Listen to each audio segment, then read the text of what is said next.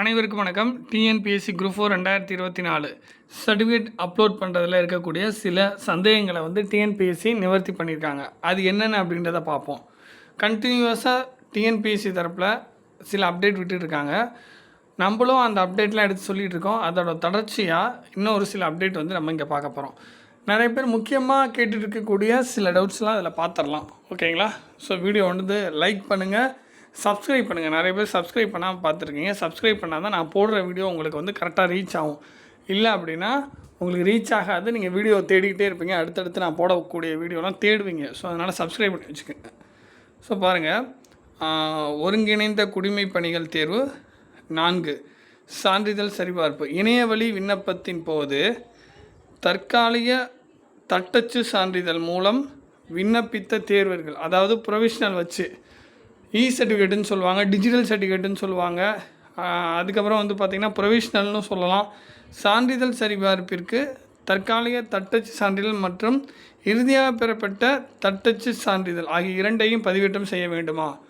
இது ஷார்ட் ஹேண்டுக்கும் இதுதான், டைப்ரைட்டிங்காக தான். ஓகேங்களா? என்ன கேட்குறாங்க, அப்படி என்ன சொல்கிறாங்க, என்ன சொல்ல வராங்கன்றதை புரிஞ்சுக்கோங்க. டைப்ரைட்டிங்காக இருக்கட்டும், ஷார்ட் ஹேண்டாக இருக்கட்டும், நீங்கள் என்ன பண்ணியிருப்பீங்க, டிஜிட்டல் சர்டிஃபிகேட்டை வச்சு அப்ளை பண்ணியிருப்பீங்க. ஓகேங்களா? அப்படி தான் இந்த டைம் நிறைய பேர் பண்ணியிருப்பீங்க. ஸோ அதற்கான டவுட்டை இவங்க நிவர்த்தி பண்ணுறாங்க. இந்த மாதிரி டிஜிட்டல் சர்டிஃபிகேட், ப்ரொவிஷ்னல் சர்டிஃபிகேட் வச்சு அப்ளை பண்ணுறவங்க ஆல்ரெடி பண்ணியிருப்பீங்க. அவங்க இறுதியாக பெறப்பட்ட தட்டச்சு சான்றிதழ், அதாவது டிஜிட்டல் சர்டிஃபிகேட் ஃபஸ்ட்டு நீங்கள் நெட்லேருந்து டவுன்லோட் பண்ணியிருப்பீங்க, டோட் வெப்சைட்லேருந்து. அதுக்கப்புறம் என்ன பண்ணியிருப்பீங்க, ரொம்ப நாள் கழித்து உங்களுக்கு ஒரிஜினல் சர்டிஃபிகேட் வந்திருக்கும். ஒரிஜினல் சர்டிஃபிகேட் எப்படி வாங்கியிருப்பீங்க, நீங்கள் எங்கே எக்ஸாம் எழுதுனீங்களோ அந்த சென்டரில் அல்லது அவங்க குறிப்பிட்ட ஒரு சில சென்டர் சொல்லியிருப்பாங்க. அந்த சென்டரில் போய் நீங்கள் ஒரு 2 days டைம் கொடுத்துருப்பாங்க. அதில் போய் நீங்கள் வாங்கியிருப்பீங்க ஒரிஜினல் சர்டிஃபிகேட். ஓகேங்களா? ஸோ அப்படி தான் நடந்திருக்கும். இப்போ இவங்க என்ன கேட்குறாங்க அப்படின்னா, அந்த டிஜிட்டல் சர்டிஃபிகேட் அல்லது இந்த ஒரிஜினல் சர்டிஃபிகேட் ரெண்டையுமே அப்லோட் பண்ணுமா, அதை ரெண்டில் எதை அப்லோட் பண்ணலான்ற ஒரு கொஸ்டின் கேண்டிடேட்ஸ் முன் வச்சுருக்காங்க. ஸோ அதுக்கு டிஎன்பிசி என்ன சொல்கிறாங்க, ரெண்டில் ஏதேனும் ஒன்றை பதிவேற்றம் செய்யலாம் அப்படின்னு சொல்லியிருக்காங்க. டேட்டு பாருங்கள், 13/11/2024 ரிலீஸ் பண்ணியிருக்கக்கூடிய டேட்டு. நம்ம வீடியோ அப்லோட் ஆகக்கூடிய டேட்டும் 13/11/2024. ஸோ இதை நீங்கள் தயவு செஞ்சு புரிஞ்சுக்குங்க. டிஜிட்டல் சர்டிஃபிகேட், அதாவது சர்டிஃபிகேட், அதை சர்டிஃபிகேட்டுன்னு சொல்லலாம், டிஜிட்டல் சர்டிஃபிகேட்டுன்னு சொல்லலாம், ப்ரொவிஷ்னல்னு சொல்லலாம், எப்படி வேணாலும் சொல்லலாம். 3ல் அதை எப்படி வேணாலும் சொல்லலாம். நீங்கள் டோட் வெப்சைட்லேருந்து டவுன்லோட் பண்ணியிருப்பீங்க இதை ரிசல்ட்டுக்கு அப்புறம். இப்போ அந்த சர்டிஃபிகேட்டை தான் அப்லோட் பண்ணணுமா, அல்லது புதுசாக எனக்கு ஒரிஜினல் வந்துருச்சு அந்த ஒரிஜினலை பண்ணவா அப்படின்ற ஒரு கொஸ்டின் நிறையா கேண்டிடேட்ஸ் கேட்குறீங்க. ஸோ அதுக்கு டிஎன்பிசி தரப்பில் என்ன பதில் சொல்கிறாங்க, நீங்கள் டிஜிட்டல் அப்லோட் பண்ணாலும் ஓகே தான், புதுசாக வந்திருக்கக்கூடிய அந்த ஒரிஜினல் சர்டிஃபிகேட் அப்லோட் பண்ணாலும் ஓகே தான். ஸோ அதனால் எந்த பிரச்சனையும் நமக்கு இல்லை. ஸோ அதுக்கப்புறம் அடுத்தடுத்த கொஸ்டின் பாருங்கள், ஆன்சர் பாருங்கள், அப்போ தான் உங்களுக்கு இன்னும் தெளிவாக புரியும். அதுக்கப்புறம் பாருங்கள், தேர்வர்கள் ஒரு முறை பதிவு தளத்தில், அதாவது ஒன் டைம் யூசர், ஓகேங்களா, ஒன் டைம் ரிஜிஸ்ட்ரேஷனில் யூசர் பாஸ்வேர்ட் போட்டு போவீங்களா, அதில் சான்றிதழ்களை பதிவேற்றம் செய்த பின் சிவி சர்டிஃபிகேட் அப்லோட் செய்த பின் ஒப்புகை சீட்டு ஒன்று வரும்ல, அக்னாலஜ்மெண்ட் ஸ்லிப்பு, அந்த சீட்டில் பிரிண்ட் அவுட் போட்டு கையெழுத்து போட்டு அதுக்கப்புறம் மறுபடியும் பதிவேற்றம் செய்ய வேண்டுமான்ற ஒரு முக்கியமான கொஸ்டின் நிறைய பேர் முன் வச்சிட்ருக்கீங்க. ஸோ என்ன சொல்லியிருக்காங்க, அப்படிலாம் பண்ண வேண்டியதில்லை, ஒப்புகை சீட்டை மீண்டும் பதிவேற்றம் செய்ய வேண்டிய அவசியம் இல்லை. ஸோ இது முக்கியமான டவுட்டு. ஏன்னா இதுக்கு முன்னாடிலாம் அப்படி தான் நம்ம பண்ணிக்கிட்டு இருந்தோம். நம்ம சேவா மையத்தில் என்ன பண்ணுவாங்க, சர்டிஃபிகேட்லாம் அப்லோட் பண்ணிக்கிட்டு நம்மளோட சர்டிஃபிகேட்லாம் ஒரிஜினல் சர்டிஃபிகேட்லாம் ஸ்கேன் பண்ணி அப்லோட் பண்ணிட்டு கடைசியாக ஒரு அக்னாலஜ்மெண்ட் ஸ்லிப் வரும், அதில் ஒரு சைன் போட சொல்லி அதையும் சேர்த்து அப்லோட் பண்ணுவாங்க. அப்படி தான் நடந்துக்கிட்டு இருந்துச்சு இவ்வளோ வருடங்களாக. ஸோ இப்போ அப்படி கிடையாது, ரொம்ப ஈஸியாக முடிச்சிட்டாங்க. ஸோ அந்த மாதிரி அக்னாலஜ்மெண்ட் ஸ்லிப்பை, அந்த ஒப்புகை சீட்டை நீங்கள் மறுபடியும் பதிவேற்றம் செய்ய வேண்டிய அவசியம் இல்லை. ஸோ இதை நல்லா புரிஞ்சுக்குங்க. அதில் சைன் போட்டும் பதிவேற்றம் செய்ய தேவையில்லை, சைன் போடாமலும் பதிவேற்றம் செய்ய தேவையில்லை, அது மறுபடியும் அப்லோட் பண்ண தேவையில்லை. இது முக்கியமான அப்டேட்டு. இது 12/11/2024 இந்த டேட்டில் ரிலீஸ் பண்ணியிருக்காங்க. ஸோ அதுக்கப்புறம் பாருங்கள், தேர்வர்கள் ஒருமுறை பதிவு தளத்தில் சான்றிதழை பதிவேற்றம் செய்த பின் மின்னஞ்சல் அல்லது குறுஞ்செய்தி அனுப்பப்படுமா? ஏங்க நல்லா கவனிங்க, நிறைய பேர் வந்து கன்ஃபியூஸ் ஆகுறீங்க.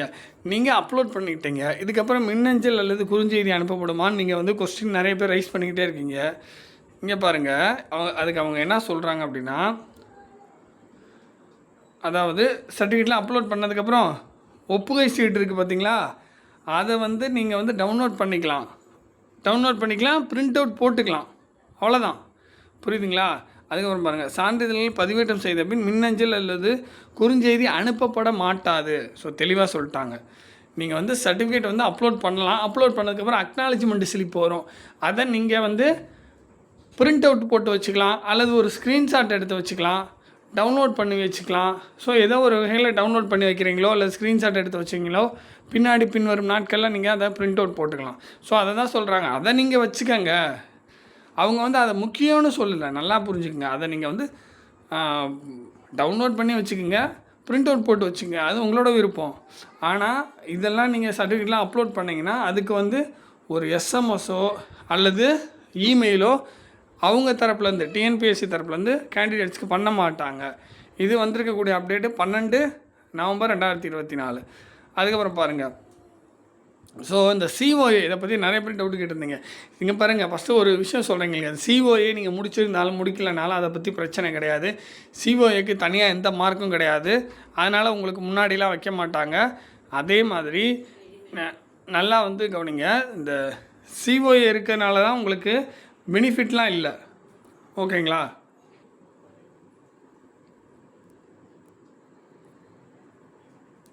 ஸோ நல்லா கவனிங்க, இப்போ சிஓஏக்கு பதிலாக சில கல்வி தகுதி வச்சுருப்பீங்க, அதை வந்து டிஎன்பிசி என்னென்ன அப்படின்றத சொல்லியிருக்காங்க.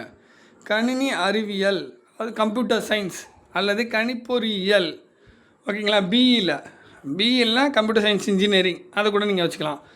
அல்லது கணினி பயன்பாட்டியல் அல்லது தகவல் தொழில்நுட்பவியல் அல்லது மென்பொருள் பொறியியல் அல்லது கணக்கீட்டியல் அல்லது கணினி தகவல் அமைப்பியல் அல்லது கணினி வடிவமைப்பியல் ஆகிய பட்டம் அல்லது பட்டயம் பெற்ற தேர்வர்கள் தமிழ்நாடு அரசு தொழில்நுட்ப கல்வி இயக்ககத்தால் நடத்தப்பட்ட கணினியில் அலுவலக தானியமயமாக்கல் சான்றிதழ் பெற்றிருக்க வேண்டுமா?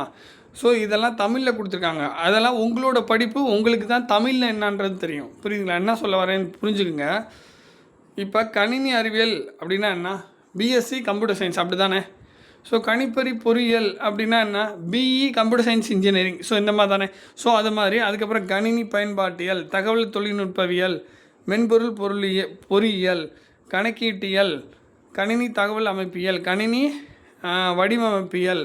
கணினி தகவல் அமைப்பியல்னால் பிஎஸ்சி இன்ஃபர்மேஷன் டெக்னாலஜின்னு நினைக்கிறேன். கணினி வடிவமைப்பியல், இதெல்லாம் இந்த தமிழில் கொடுத்துருக்கிறதுக்கெல்லாம் உங்களோட சப்ஜெக்ட்டுக்கு உங்களுக்கு தான், உங்களோட டிகிரிக்கு உங்களுக்கு தான் தமிழில் நல்லா தெரியும், ஓகேங்களா? ஸோ அதனால் அதை ட்ரான்ஸ்லேட் நான் பண்ண விரும்பலை, ஒரு சில விஷயங்கள் மட்டும் ட்ரான்ஸ்லேட் பண்ணியிருக்கேன்.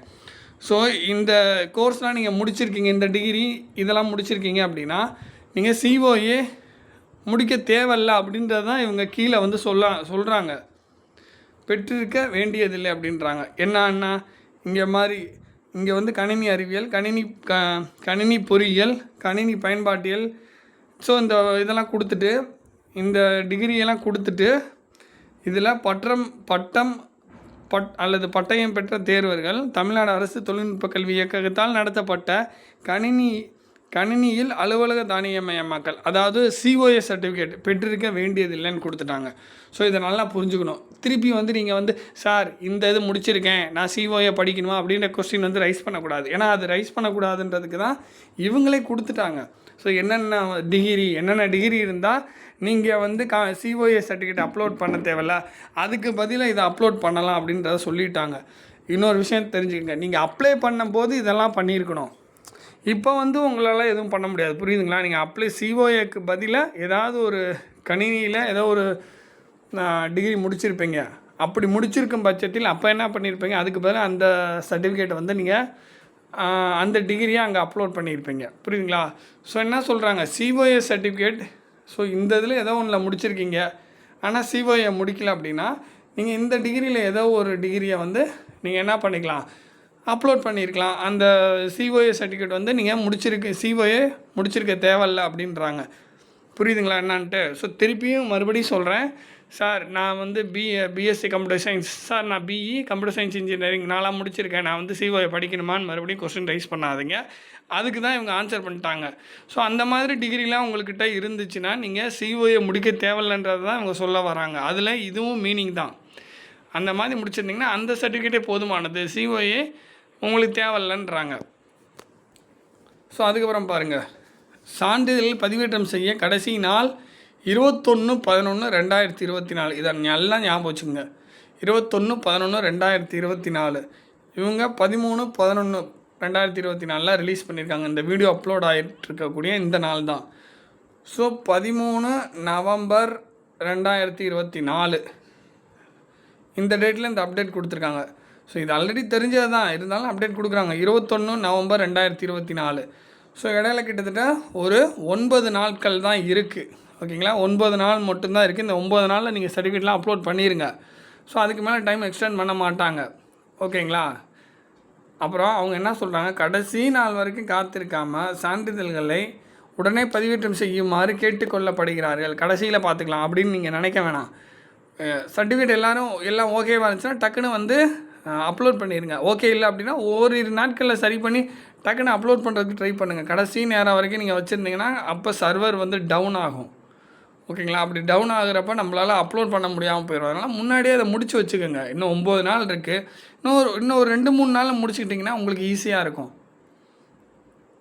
ஸோ அதுக்கப்புறம் பாருங்கள், இப்போ இது ரொம்ப முக்கியமான அப்டேட்டு. இணையவழி விண்ணப்பத்தின் போது, அதாவது ஆன்லைன் அப்ளிகேஷன், சான்றிதழ் எண்ணை தவறாக பதிவு செய்த தேர்வர்கள் ஆன்லைனில் நீங்கள் டிஎன்பிஎஸ்சி குரூப் 4க்கு அப்ளை பண்ணும்போது உங்களோட சர்டிஃபிகேட் நம்பரை வந்து தப்பாக வந்து என்ட்ரு பண்ணிட்டீங்க. இப்போ 4க்கு பதில் 5னோ, இப்போலாம் 1010க்கு பதில் 1012னோ. ஸோ இந்த மாதிரி ஏதோ ஒன்று தப்பாக வந்து சான்றிதழ் எண்ணை வந்து தப்பாக வந்து என்ட்ரி பண்ணிட்டீங்க, தப்பாக பதிவேற்றம் செய்துட்டீங்க அப்படின்னா என்ன சொல்கிறாங்கன்னா, கணினி வழித்துறை சான்றிதழ் சரிபார்ப்பிற்கு சான்றிதழை சமர்ப்பிக்கும் போது கடிதம் ஏதும் பதிவேற்றம் செய்ய வேண்டுமா? அதாவது நம்பர் வந்து தப்பாகிடுச்சு. இப்போ நான் வந்து நம்பரை வந்து தப்பாக என்ட்ரி பண்ணிட்டேன், ஆனால் என்னோடய ஒரிஜினல் சர்டிஃபிகேட்டில் இதுதான் நம்பரு. ஸோ இது இந்த தவறு நடந்துருச்சு. நான் இதுக்கு லெட்ரு வந்து வைக்கணுமா? இந்த நம்பருக்கு பதிலாக இந்த நம்பரை வந்து தெரியாமல் என்ட்ரி பண்ணிட்டேன். ஸோ அதனால் இதை ஏற்றுக்குமாறு கேட்டுக்கொள்கிறேன். இப்படி எதுவும் லெட்ரு வைக்கணுமா அப்படின்னு நீங்கள் கேட்குறீங்க அப்படின்னா, ஸோ கடிதம் ஏதும் பதிவேற்றம் செய்ய தேவையில்லைன்னே சொல்லிட்டாங்க. ஸோ உங்களுக்கெல்லாம் இந்த டைம் ரொம்ப சிரமமே கொடுக்கல. டக்குன்னு அவங்க ஆன்சர் பண்ணி வச்சுருக்காங்க. டக்குன்னு கேட்குற கொஸ்டினுக்கெலாம் டக்குன்னு சொல்கிறாங்க. அதனால தான் நான் என்ன சொல்லியிருப்பேன்னா, நீங்கள் சர்டிஃபிகேட் அப்லோட் பண்ணுறதுக்கு ஒரு 2-3 நாள் வெயிட் பண்ணுங்கன்னு சொல்கிறதுக்கான ரீசன் இது தான். இப்போ யாராவது சர்டிஃபிகேட் அப்லோட் பண்ணுவாங்க, வாண்டடாக போய் பண்ணுவாங்க. அப்படி பண்ணுறப்ப ஏதாச்சும் ஒரு சில மிஸ்டேக் வரும். அவங்களுக்கு வெப்சைட்லேயும் இதுலேயும் மிஸ்டேக் வராது, தேர்வர்களுக்கு ஒரு சில டவுட் வரும். ஸோ அந்த டவுட்டில் ஏதோ சம்திங் ஃபால்ட்டாக வந்து அப்லோட் பண்ணிடுவீங்க அப்படின்றதுக்காக தான் ஒரு 2-3 நாள் வெயிட் பண்ணுங்கள். மிடில் டேஸில் வந்து, அதாவது ஒரு 14 நாள் சர்டிஃபிகேட் அப்லோட் பண்ண கொடுக்குறாங்கன்னா ஒரு 3 நாள் விட்டுட்டு 4, 5, 6 புரியுதுங்களா என்ன சொல்கிறேன்னு? ஒரு 14 நாள் டைம் கொடுக்குறாங்க. 3 நாளை விட்டுட்டு 4வது நாள், 5வது நாள், 6வது நாள், அதில் ஒரு 4 நாளில் விட்டுட்டு 5, 6, 7 இந்த நாட்களில் வந்து நீங்கள் சர்டிஃபிகேட் மிடில் நீங்கள் பண்ணிங்கன்னா உங்களுக்கு எல்லா டவுட்ஸும் கிளியர் ஆகிரும். ஸோ நீங்கள் ஈஸியாக அப்லோட் பண்ணிடலாம். இப்போ பாருங்கள் எவ்வளோ டவுட்ஸும் இது இப்போ கிளியர் ஆகுது பாருங்கள். வரிசை டே பை டே வந்து ஓரளவுக்கு டவுட்ஸ் கிளியர் ஆகிடுச்சு. இனிமேல் வந்து நீங்கள் ஈஸியாக வந்து அப்லோட் பண்ணலாம். புரியுதுங்களா என்ன சொல்கிறேன்? இனிமேல் ஈஸியாக சர்டிஃபிகேட் வந்து அப்லோட் பண்ணலாம். ஸோ ஏதோ சர்டிஃபிகேட் நம்பர் வந்து தப்பாகிடுச்சு, ஏதோ சம்திங் இந்த மாதிரி ஏதோ தவறு நடந்துருச்சுன்ற போது என்ன சொல்ல வராங்கன்னா, நீங்கள் எக்ஸ்ட்ராலாம் எந்த லெட்டரும் வந்து நீங்கள் வந்து பதிவேற்றம் செய்ய தேவையில்லை. நீங்கள் வந்து அந்த கரெக்டான நம்பர் உள்ள சர்டிஃபிகேட்டை நீங்கள் கரெக்டாக அப்லோட் பண்ணிடுங்க. நீங்கள் தெரியாமல் தானே தப்பாக என்ட்ரி பண்ணிட்டீங்க, அதனால் பிரச்சனை இல்லை. நீங்கள் உங்களோட சர்டிஃபிகேட்டை எப்போதும் போல் அப்லோட் பண்ணுங்கள். அதுக்கு எந்த லெட்டரும் சைடில் வைக்க தேவையில்லை அப்படின்னு சொல்லிட்டாங்க. இதுக்கு முன்னாடிலாம் நம்ம அப்படி தான் பண்ணிகிட்டு இருந்தோம். இப்போ போன டைம் வந்து சர்டிஃபிகேட் வெரிஃபிகேஷன் இந்த மாதிரி ஆன்லைனில் பண்ணும்போது இ-சேவா மையத்தில் நம்ம தான் ஒரு லெட்டரை வந்து எழுதி கொடுப்போம். இந்த மாதிரி இந்த சர்டிஃபிகேட் நம்பரை வந்து தப்பாக என்ட்ரி பண்ணிட்டேன், இதுதான் சரியான சர்டிஃபிகேட் நம்பர் அப்படின்னு சொல்லிட்டு ஒரு லெட்ரு வைப்போம். அதை சேர்த்து ஸ்கேன் பண்ணி அப்லோட் பண்ணுவாங்க. ஸோ இதெல்லாம் நடந்துருச்சு. இப்போ அந்த சிரமம்லாம் உங்களுக்கு இல்லை. அக்னாலஜிமெண்ட்டு கடைசியாக இருக்கக்கூடிய அக்னாலஜிமெண்ட்டு நீங்கள் அப்லோட் பண்ண தேவையில்லை. இந்த மாதிரி சர்டிஃபிகேட் நம்பர் தப்பாகிடுச்சுன்னா அதையும் நீங்கள் அதுக்கு ஒரு லெட்டரும் நீங்கள் வந்து அப்லோட் பண்ண தேவையில்லை. ரொம்ப சிம்பிளிஃபை பண்ணி கொடுத்துட்டாங்க. ரொம்ப நல்ல விஷயமாக நான் பார்க்குறேன்.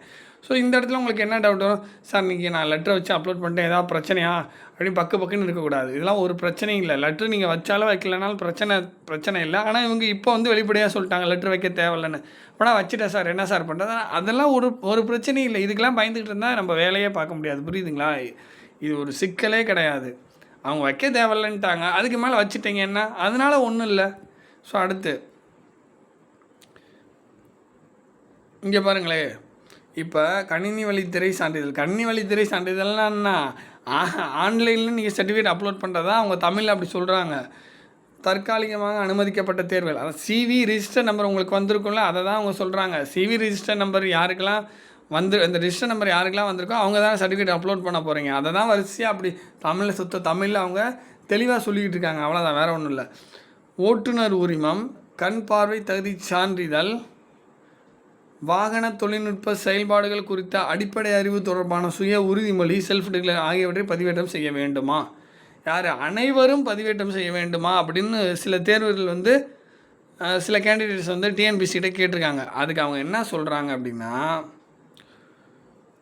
இதெல்லாம் வச்சிருக்கேன் அப்படின்னு சொல்லி உரிமை கோரிய தேர்வர்கள் மட்டும் ஓட்டுநர் உரிமம், கண் பார்வை தகுதி சான்றிதழ், வாகன தொழில்நுட்ப செயல்பாடுகள் குறித்த அடிப்படை அறிவு தொடர்பான சுய உறுதிமொழி ஆகியவற்றை பதிவேற்றம் செய்ய வேண்டும். எல்லாரும்லாம் பண்ண தேவையில்ல, அதுக்காக அப்ளை பண்ணியிருப்பீங்கல்ல, ஓகேங்களா?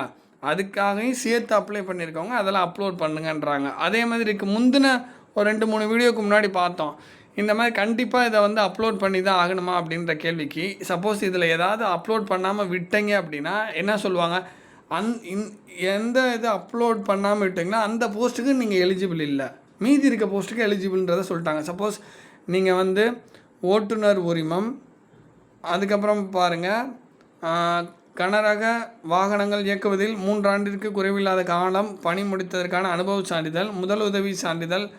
ஸோ இதெல்லாம் வந்து நீங்கள் ஒரு வேளை பதிவேற்றம் செய்யலாம் அப்படின்னா, மற்ற போஸ்ட்டும் நீங்கள் எலிஜிபிள்னா, ஜூனியர் ஸ்டெண்டு, விஏஓ இதெல்லாம் எலிஜிபிளாக இருந்தீங்க அப்படின்னா, டைப்பிஸ்டனோ இதெல்லாம் எலிஜிபிள்னா அந்த போஸ்ட்டுக்கு நீங்கள் தகுதி. ஆனால் இது அப்லோட் பண்ணலைன்னா இதுக்கு நீங்கள் எலிஜிபிள் இல்லை. ஸோ அப்படின்றத இதுக்கு முன்னாடி சொல்லியிருந்தேன், 2 டேஸ்க்கு முன்னாடி நம்ம வீடியோ போட்டிருப்போம், அதை பார்த்தீங்கன்னா உங்களுக்கு தெரியும். ஸோ அதுக்கப்புறம் பாருங்கள், நம்ம வந்து டிஎன்பிசி கவுன்சிலிங் அப்படின்ற டெலகிராம் குரூப் ரன் பண்ணிகிட்ருக்கோம். கிட்டத்தட்ட 8000 பேர் அதில் ஜாயின் பண்ணியிருக்கீங்க. ஸோ உங்கள் எல்லாருக்கும் யூஸ்ஃபுல்லான இன்ஃபர்மேஷன் அதில் கொடுத்துட்ருக்கோம். அதில் நீங்கள் ஜாயின் பண்ணிக்கலாம். அதோட லிங்க் வந்து டிஸ்கிரிப்ஷனில் கொடுக்குறேன், நீங்கள் செக் பண்ணி தேடிட்டு நீங்கள் ஜாயின் பண்ணிக்கலாம், ஓகேங்களா? அது இல்லாமல் நம்ம சர்டிஃபிகேட் அப்லோட் பண்ணுறது சம்மந்தமான டவுட்ஸ் கிளாரிஃபை பண்ணுறதுக்கு வீடியோஸ் போட்டுருக்கோம். டிபார்ட்மெண்ட் சம்மந்தமாக வீடியோ போட்டுட்ருக்கோம். ஸோ நிறையா கண்டினியூவாக அப்டேட் கொடுத்துட்ருக்கோம். ஸோ இது கண்டிப்பாக இதை வந்து தொடர்ச்சியாக நல்ல அப்டேட்டாக நாங்கள் கொடுப்போம் அப்படின்றத தெரியப்படுத்துகிறோம். தேங்க்யூ.